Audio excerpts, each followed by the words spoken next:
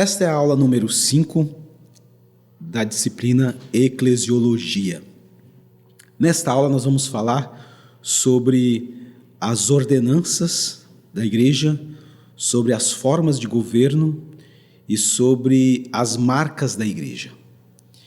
Quantas ordenanças? São duas ordenanças. A ceia, a Santa Ceia, que é a expressão externa de comunhão com Cristo, e o batismo, que é o nosso testemunho público de confissão de fé. Aliás, é através do batismo que temos a manifestação da igreja visível, porque é pública a confissão. O batismo é uma demonstração pública da fé declarada e da confissão de que Jesus Cristo é o Senhor, de que Jesus Cristo é o Salvador.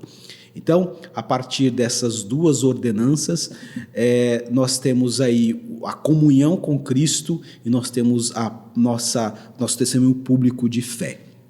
A Santa Ceia é aquele momento muito íntimo, um momento muito especial, onde, de forma simbólica, através do consumo do pão e do vinho, no caso o suco de uva, que é realizado, que é relembrado o momento de comunhão e de presença de Cristo, porque a última ceia realizada por Cristo foi antes da sua morte, e ele dizia: comam o pão e bebam o cálice, porque isto é a forma de vocês participarem comigo.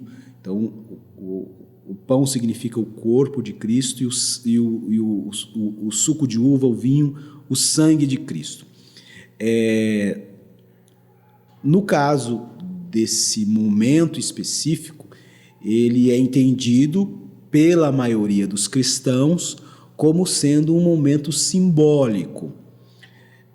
Há alguns cristãos, e isso aí podemos remontar lá no período da Reforma, que acreditam que tem uma questão mística, uma questão sobrenatural.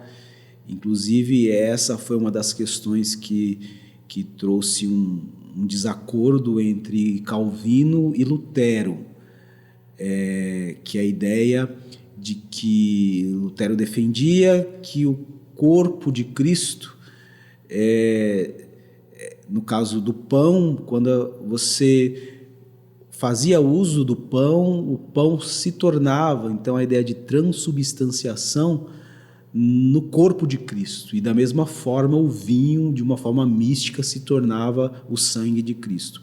É claro que isso, para a maioria dos cristãos, o entendimento é que é apenas simbólico, não há aí uma transubstanciação. Uma outra coisa importante ressaltar aqui, que olhando nos textos originais, o que foi usado ali foi o vinho, mas a maioria das igrejas, acredito que praticamente nenhuma igreja cristã faça isso, é o uso do vinho mesmo. Então usa-se o suco de uva, mesmo porque precisa fazer uma análise contextual. Muitas pessoas que estão hoje na igreja, que foram transformadas, vieram de uma situação de alcoolismo. Então, não seria de bom tom servir, no caso, vinho. Nós temos um contexto, no Brasil principalmente, onde o alcoolismo é muito grande. Então, é até de bom tom que o que seja usado, e ainda mais que é simbólico, não tem nada ali de substância literalmente própria de carne ou de sangue, então é de bom tom que se faça com suco de uva, e se tratando de simbolismo, não há nada que diga que precisa ser o vinho propriamente. Com relação ao batismo, o batismo não é algo necessário para a salvação. Não quer dizer que a pessoa que que se converte e não se batiza, não tem aquele testemunho público, que ela não seja salva, muito pelo contrário. Mas geralmente quem é salvo quer fazer esse testemunho público, faz questão. É uma coisa que ficaria totalmente impensável alguém que confessou Jesus, que foi transformado, não queira ter essa profissão pública de fé. E sem contar que é um momento sublime, um momento para se guardar por toda a vida. Sabe daqueles momentos especiais na vida de um ser humano? Este momento é o batismo. Não é só um simbolismo, não é só algo para ratificar o que já foi dito publicamente. Não, é algo que realmente tem uma questão emocional e espiritual muito forte, e é importante, por isso, que enxergamos como ordenanças. Outra coisa são as marcas da igreja. A igreja de Cristo precisa apresentar marcas que vão autenticar e conferir a exclusividade da igreja quanto à propagação do evangelho. Por que marcas? Se você for pensar em algumas marcas famosas, existem um layout, existe um logo que a identifica, existe alguma coisa de diferente que identifica aquela marca e faz com que as pessoas a conheçam. E a igreja, ela precisa deixar claro quais são as suas marcas, o que vai destacar, o que vai mostrar a diferença, mostrar para as pessoas neste mundo a diferença que a igreja faz a partir da ação do Espírito Santo. Então, uma dessas marcas é a pregação. A igreja de Cristo precisa pregar o evangelho. Tanto é que quando há aquele problema envolvendo as mulheres de fala hebraica e as mulheres de fala grega lá no livro de Atos, o que os apóstolos dizem? Eles sugerem que sejam eleitas pessoas, indicam pessoas para que cuidem daquela questão, porque eles iriam se dedicar à oração e à palavra. Então, aquela questão levantada ali, que foi resolvida pelos diáconos, não é que ela não era importante, mas que pessoas poderiam cuidar daquela parte importante, enquanto os apóstolos, comissionados por Deus para a pregação, iriam se dedicar à pregação, como assim foi feito. E uma das grandes responsabilidades da igreja é a pregação. Isso também se relaciona com uma das funções da igreja.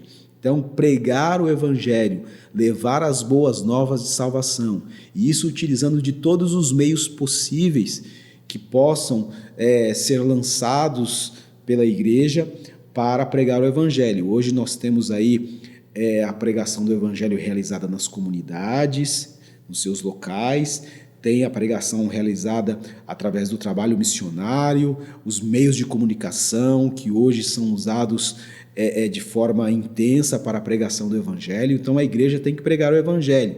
E quando digo pregar, não é só na questão do querigma, da proclamação, é na ideia do testemunho. O crente, ele prega sem dizer uma única palavra. As suas atitudes falam por si só. Quando uma pessoa não crente discrimina e o cristão, mesmo sem falar nada, ele não discrimina, ele acolhe, ele está pregando. Ele está anunciando o que Jesus, está demonstrando o que Jesus faria. Então, isso é pregação. Jesus pregou falando, e mais do que isso, Jesus pregou demonstrando de forma prática. Jesus dizia para amar o próximo, e o que ele fazia? Mostrava e amava o próximo. Então, a igreja precisa pregar a palavra. Outra marca da igreja são as ordenanças. Porque a partir da celebração da ceia, a igreja, de forma externa e de forma coletiva, comunal, traz à tona a sua comunhão com Cristo. Temos a nossa comunhão com Cristo, no nosso particular, no nosso individual, mas é de suma importância que nos congreguemos e, a partir desta reunião, venhamos externar uns para os outros a nossa comunhão com Cristo. E isso se dá a partir da ceia e também do batismo, porque Jesus disse: ide pregai o evangelho, ensinando, batizando. Então, é uma questão de ordem pública, visível. Então, isso tem que ser realizado, tem que ser praticado e respeitada toda a questão de regramento para a ceia. Por exemplo, como Paulo mesmo exorta, a ceia não é para o deleite próprio. Ele até disse: você está com fome, come em casa. Aqui é um momento comunal. Paulo está exortando sobre as pessoas que traziam e comiam, não esperavam umas pelas outras. Aqueles que tinham a melhor comida se reuniam com alguns que tinham também a melhor comida e os outros que traziam coisas mais simples. Então estava havendo divisão, exatamente o contrário daquilo que é o propósito da ceia, demonstrar a comunhão com Cristo.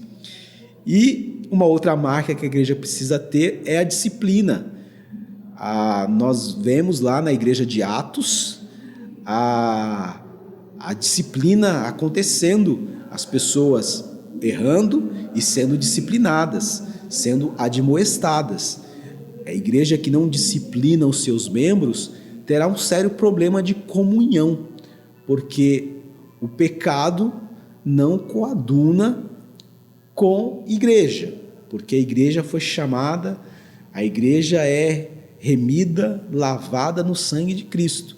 Então, se não há por parte dos líderes ou por parte de qualquer membro da igreja uma ação, uma atitude disciplinar para quem escolhe ou opta por uma vida de pecado dentro da igreja, se não há essa disciplina, isso pode contaminar os outros.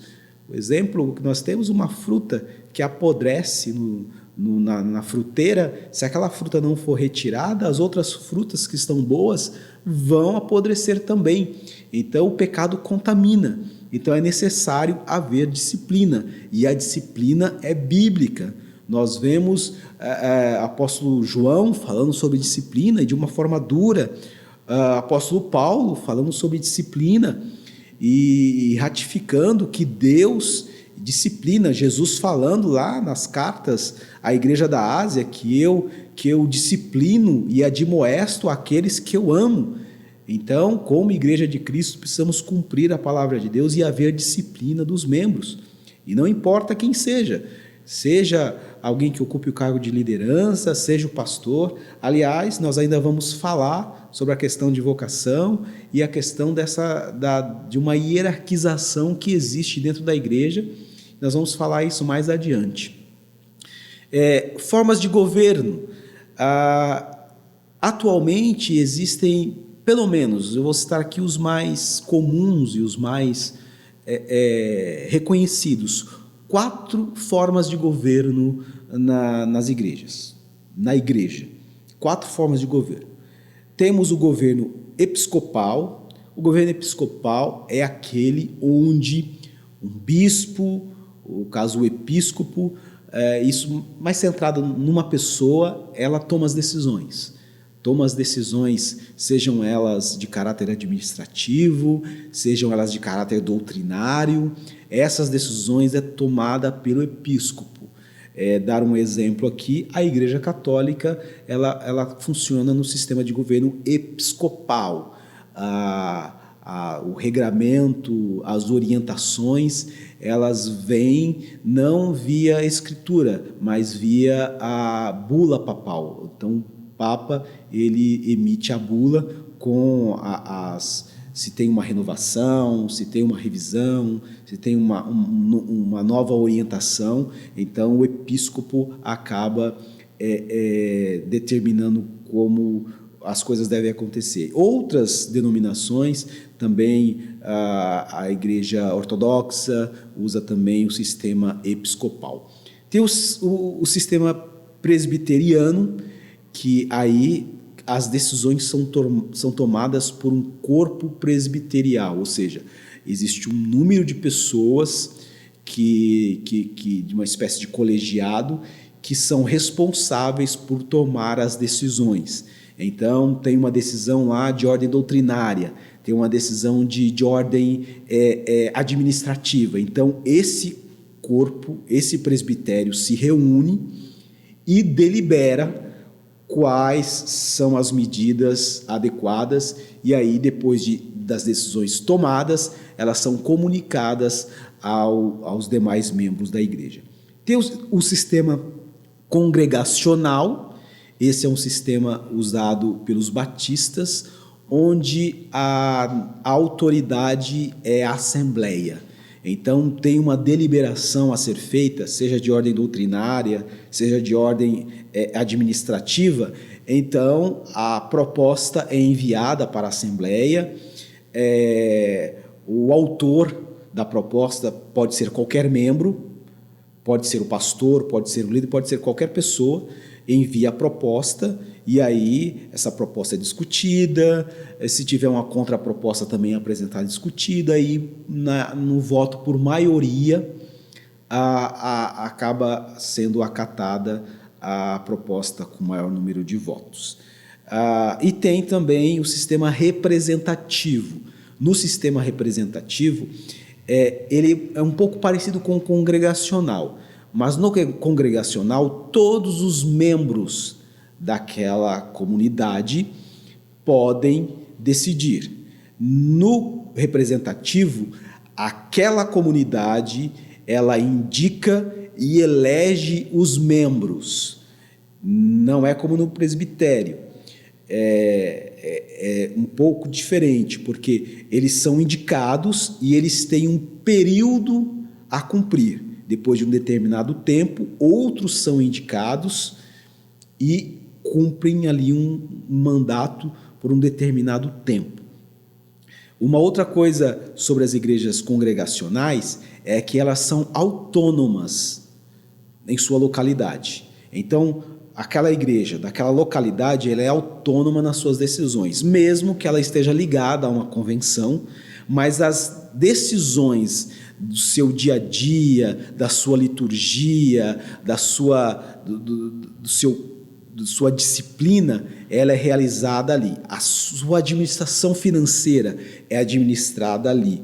Diferente no episcopal. No episcopal, as igrejas que são membros, elas são compostas por um determinado campo, e esse campo tem uma sede, e, por exemplo, contribuição financeira, todas as comunidades desse campo enviam suas contribuições para aquela sede, e aquela sede determina como vai ser a distribuição daqueles recursos financeiros. Esse é o sistema episcopal. Cada um aí com suas diferenças, algumas similaridades, mas de uma forma geral elas têm aí essas diferenças, exatamente por isso que as definições, a forma de defini-las também são diferentes. Então, pessoal, na próxima aula nós vamos falar aí de uma questão mais pessoal, de uma questão mais individual, e também de uma questão voltada para o coletivo. Então, vamos aí pensar no conceito, na ideia de igreja, do coletivo para o individual e do individual para o coletivo. Ok? Até a próxima aula.